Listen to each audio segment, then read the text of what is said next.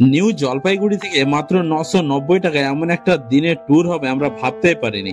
যেখানে যতটা উপরে উঠি ততক্ষণেই কিন্তু ক্লাইমেট চেঞ্জ হচ্ছে, আর সঙ্গে দেখতে পাচ্ছি এরকম পাইন গাছে ভর্তি জায়গা, যেখানে রয়েছে ঠান্ডা আবহাওয়া, রয়েছে তার সঙ্গে মেঘে ভরা আকাশ।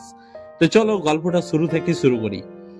সকালে কয়েকজন বন্ধু মিলে আমরা ট্রেনে উঠে পড়লাম। গন্তব্য ছিল নিউ জলপাইগুড়ি। ট্রেনের জানলা দিয়ে হাওয়া আসছিল, রোদটা হালকা হালকা পড়ছে মুখে। আহা, কি সুন্দর সকালটা ছিল। কারো হাতে চা, কারো হাতে স্ন্যাক্স, মুড একদম জমে উঠেছে। জলপাইগুড়ি পৌঁছে আমরা একটা গাড়ি ভাড়া করলাম। তারপর পাহাড়ের দিকেও গাড়ি উঠতে শুরু করলো। সেই সাথে সাথে শুরু হলো আমাদের আসল অ্যাডভেঞ্চার। রাস্তায় একের পর এক বাঁক, পাশ দিয়ে পাইন গাছ, নিচে মেঘ ভাসছে। এমন এক কথায় চোখ ফেরানোই যাচ্ছিল না। প্রথমে গেলাম একটা ভিউ পয়েন্টে। ওখান থেকে পুরো পাহাড়টা দেখা যাচ্ছিল। মনে হচ্ছিল পৃথিবীটা যেন একটু থেমে গেছে। আবহাওয়া ধীরে ধীরে বদলাচ্ছিল, হালকা কুয়াশা নামলো। আমরা সবাই দাঁড়িয়ে গিয়ে রিল তুলতে লাগলাম বা ফটো শুট করতে লাগলাম। এখানে সময় কাটিয়ে আমরা তারপর যাত্রা শুরু করলাম। তারপরে যাত্রা হলো আমাদের আই লাভ কার্সিয়াং পয়েন্টের দিকে। সেখানে পৌঁছে এই পেটটা মনে করিয়ে দিল, ভাই কিছু খাও।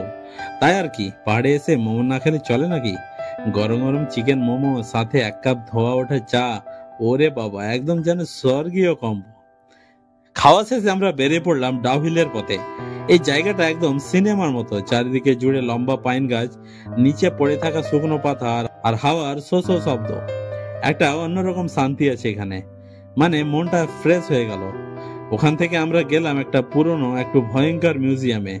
বাইরে থেকে দেখলে মনে হয় হরর মুভির কোনো লোকেশন, কিন্তু ভেতরে ঢুকে বুঝলাম এটা ইতিহাসে ভরপুর একটা জায়গা। সেখানে কিছুক্ষণ ঘুরে, গল্প শুনে, ছবি তুলে বেরিয়ে পড়লাম আমাদের শেষ গন্তব্য গিদ্দে পাহাড়ের উদ্দেশ্যে। গাড়ি উঠছে নিচের মেঘের আস্তরণে, আর যখন একদম উপরে পৌঁছালাম, ওরে বাবা, কি যে ভিউটা ছিল! পুরো শহরটা একদম নিচে, আর আকাশ কিন্তু মেঘে আচ্ছন্ন হয়ে রয়েছে, তাই বাইরে কিছু আমরা যথেষ্ট দেখতে পাচ্ছিলাম না। সময়ে সময়ে একটু ক্লিয়ার হলে তখন আমরা একটু নজর করলাম যে শিলিগুড়ি শহর একদম নিচে। এমন একটা মুহূর্তের জন্য মনে হচ্ছিল সময়টা যদি একটু থেমে যেত। এরপর বিকেলে গড়িয়ে এলো, প্রায় 4টা বেজে গেল। তখনই বুঝলাম ফিরতে হবে এবার। মনে হচ্ছিল এই একটা দিনের ভেতরে যেন কত কিছু দেখে ফেললাম, কত হাসি, কত স্মৃতি জমে উঠলো আমাদের মনে। আর যদি তোমরা এই পুরো ভ্রমণটা নিজের চোখে দেখতে চাও, তাহলে কমেন্টে দেওয়া লিঙ্কে কিংবা ইউটিউবে স্বপ্নের জার্নি সার্চ করলেই পেয়ে যাবে। আর হ্যাঁ, ভালো লাগলে একটা লাইক, কমেন্ট আর শেয়ার দিতে ভুলো না, কারণ সুন্দর স্মৃতি ভাগ না করলে কিন্তু অসম্পূর্ণ থেকে যায়। আবারও বলছি, নিচে দেওয়া লিঙ্কে কমেন্ট করে সম্পূর্ণ ভিডিওটা